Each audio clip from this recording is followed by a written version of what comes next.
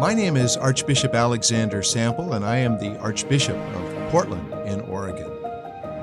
We all know that the motto of this year's World Youth Day is Mary arose and went with haste.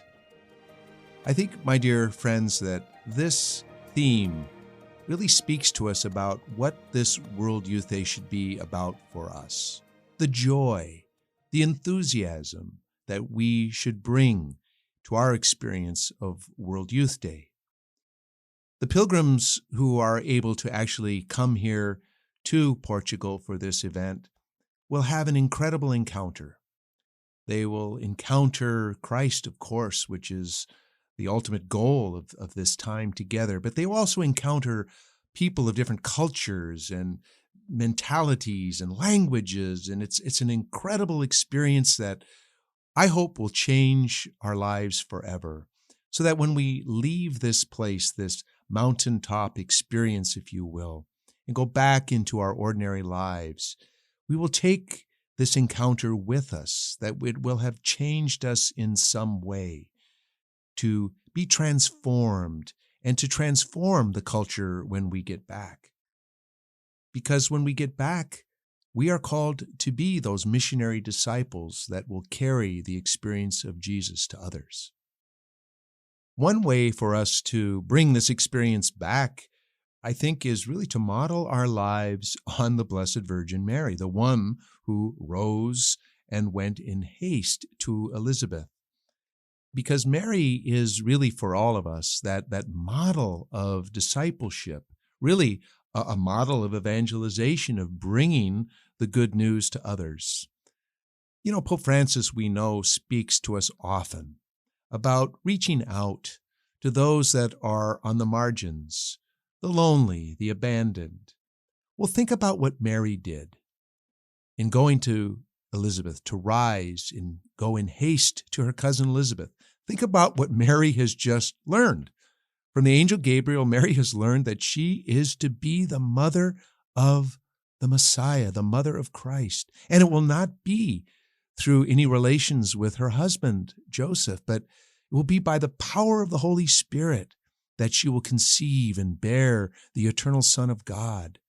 Imagine what she is facing. How is she going to explain this to Joseph? How is she going to explain this to her parents? How is she going to explain this to her community, that she's with child? But that's not what Mary is concerned about. Mary is concerned about the other. Mary is concerned about her cousin Elizabeth, who is with child at an old age. And so Mary's heart is moved to go out to this, her cousin who is in need.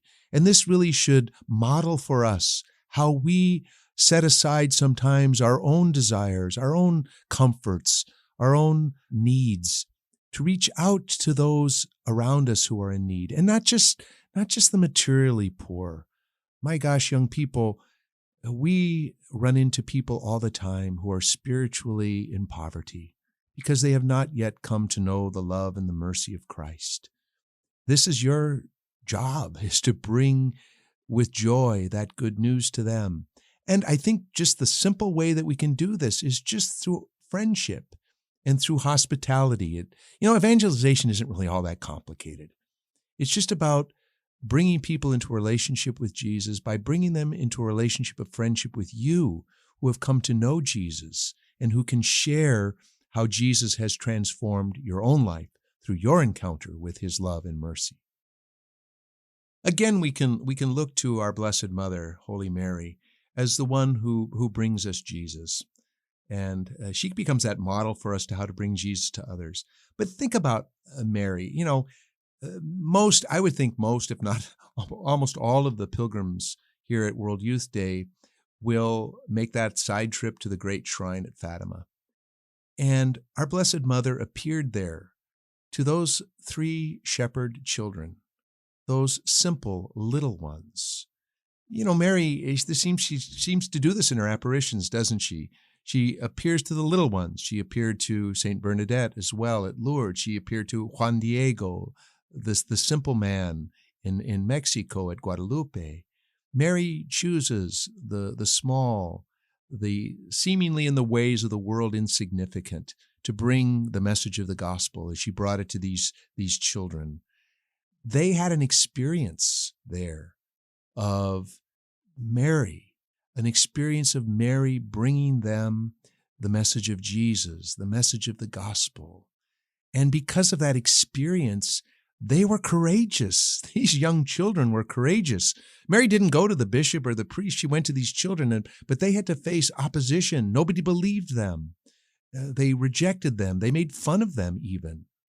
But those children remained strong and true to what they knew to be what they had experienced in that encounter with Mary.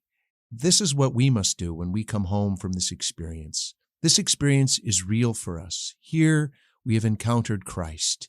Here we have had an encounter with our Blessed Mother as well. Trust that experience and take it home with you. And when you get home, and when it gets difficult, and when you are challenged, and when you are maybe even rejected, take courage, have faith, trust that what you've experienced here is real and will carry you for the rest of your life.